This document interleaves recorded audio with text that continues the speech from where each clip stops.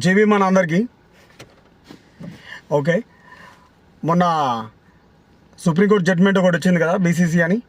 అది SC ST వర్గాలు మన క్రిస్టియన్లో కన్వర్ట్ అయితే వాళ్ళ మీద వాళ్ళకు వర్తించే ఆ రిజర్వేషన్స్ అన్నీ రద్దు చేస్తామని.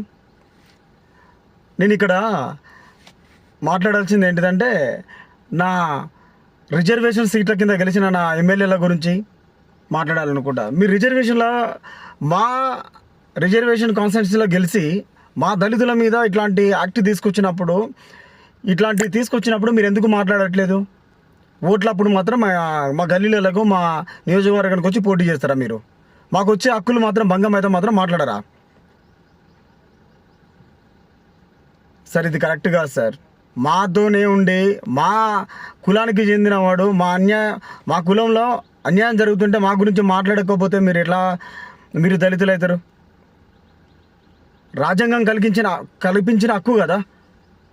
ఏళ్ళ తరబడి మాకు వేల ఏళ్ళ కానుంచి మా తరాల నుంచి మమ్మల్ని మనుషులుగా చూడకుండా అన్యాయానికి గురి చేస్తే కదా, రాజ్యాంగం వచ్చినాక కదా మాకు హక్కు వచ్చింది, సాటి మనిషితో సమానంగా ఉండే హక్కు.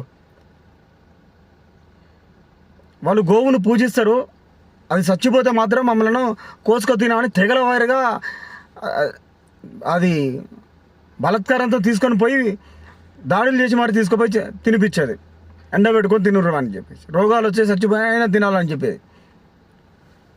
అరే, పశువుల కన్నా హీనంగా ఉన్న ఈ మతముల సాటి మతము మమ్మలను, పరాయి మతము మమ్మలను మనుషులుగా చూసి సాటి సమానత్వం కోరుతున్న ఆ మతంలోకి దళితులు కన్వర్ట్ అయితే తప్పేముంది? హిందూ మతంలోకి ఏమి ఇబ్బంది అవుతుంది?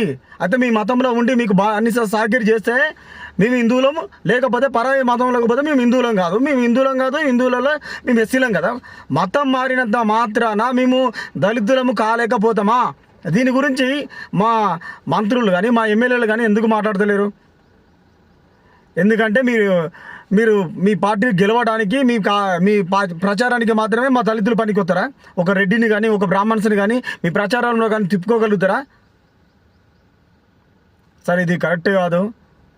మా హక్కులను భంగం చేస్తే ఊకునేదే లేదు. ఎస్సీలు ఒక్కడే క్రిస్టియన్లకు కన్వర్ట్ అయితే లేరు. క్రిస్టియన్ అనేది గొప్ప మతం. ఆడ కానీ మొగ కానీ చిన్న కానీ పెద్ద కానీ ప్రతి ఒక్కటి సాటి మనిషిగా గౌరవించే మతం ఏదైనా ఉన్నదంటే అది క్రిస్టియనే. ఏళ్ళ తరబడి నా దళిత జాతుల మీద పడి పశువుల కన్నా హీనంగా హింసించిన హిందూ మతంలో మేము ఎందుకు ఉండాలి? హిందూ మతం నేను తప్పంటలేదు, నా కుల దేవతలు ఉన్నాయి, నేను గౌరవిస్తా.